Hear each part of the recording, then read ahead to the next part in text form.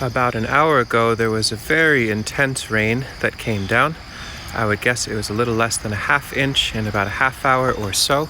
We keep getting these pulse rains into the landscape. I'm looking at the pond right now because at the moment it has just received a few many thousand gallons of water, but has not gotten murky or cloudy. There have been some improvements in the landscape in how the surface of the soil, the surface of the landscape is capturing water when we get these inundation events and sending it to the pond, but in thoughtful ways.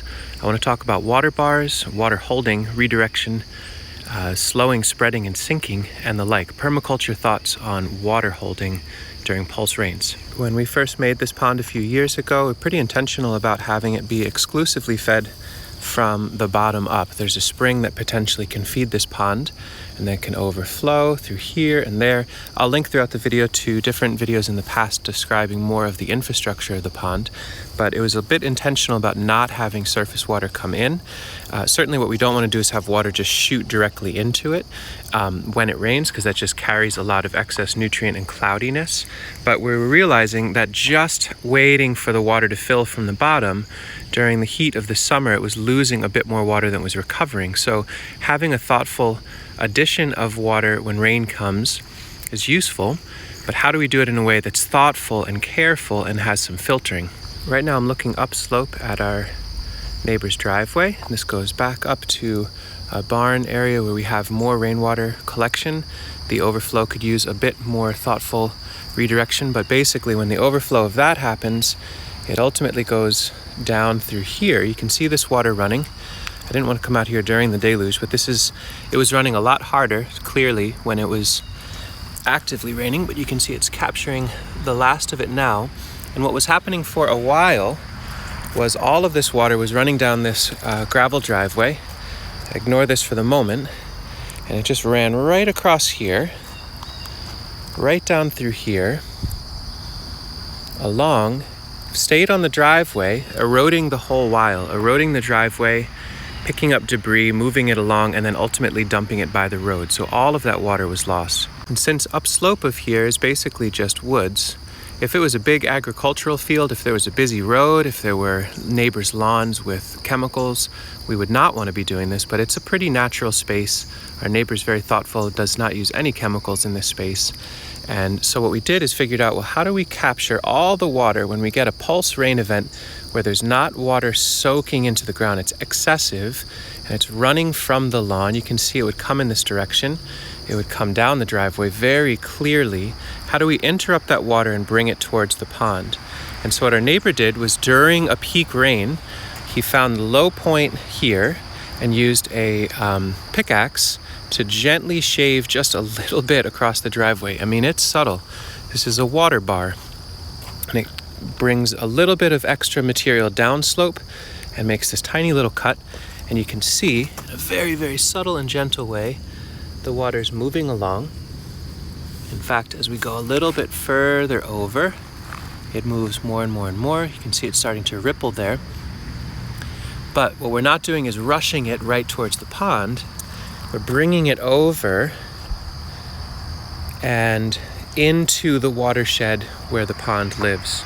And I really appreciate his initiating of that work, but it was a little bit coarse, because what happened is he went through, chased it out, dug, brought the material to the side, so basically freely allows the water to rush right through here. And at first what was happening is the water would come through and it would go straight across. Yes, it's a mowed area, so there's a little bit of filtration, but in a rushing amount of water, this would cut straight across initially and pour right into the pond. So it was bringing a lot of water over, but it wasn't filtering it. So we added an additional layer that did the work needed to be done. Very, very subtle, but rather than having the water come right across here, and took a pickaxe and dug this out a little bit more and drew that soil up to make a retaining berm right here, and then chase the water across contour. So you can see the water's coming in, a little bit frothy. You can see it running right through there. And so while the water's running, digging this out, bringing the soil down slope, so basically trying to make a swale but a little bit in the spirit of a ditch, so that the water continually, see it running again, runs now across the contour, so it slows it down even more. Anywhere that the soil is thirsty throughout this entire length now, the water has a chance to soak in. So it's recharging the aquifer closer to the pond. We're now only a few feet above the pond, and so all the stones below this can have some space for the water to come in. So it perks in. We've sown seed to the soil.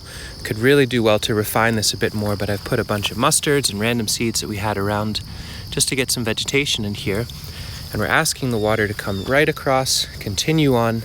As much as possible, we're having it run on contour, a little bit pitched in this direction, and ultimately end up back into vegetation over here.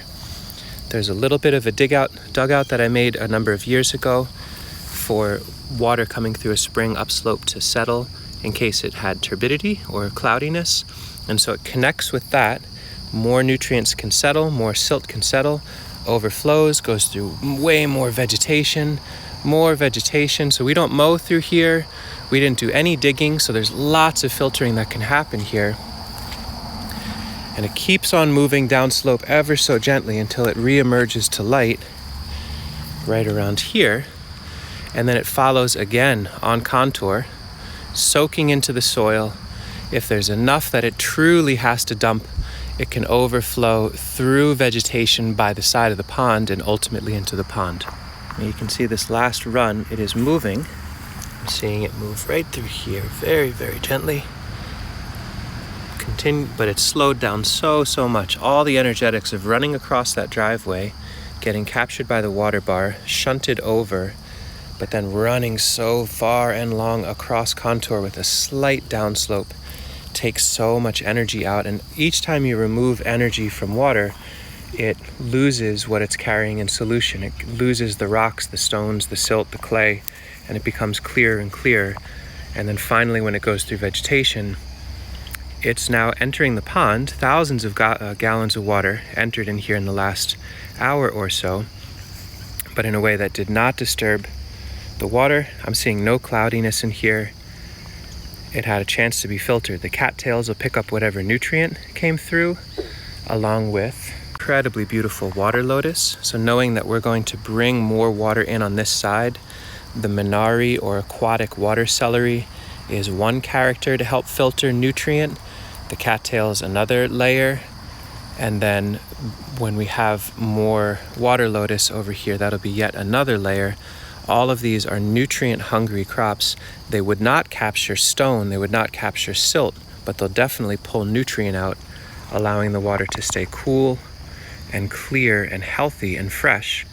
So we can swim in there, we can use the water for irrigation, and then all the wildlife that now depends on this water for drinking water and for their livelihood can have a better quality of life. There are certainly moments when the inundation of that water bar in very, very intense rains is such that the water coming through that we're asking to come across the landscape here, it's just too much and it jumps over. There's pulse emergency events where water rushes across this. It's infrequent, but it does happen.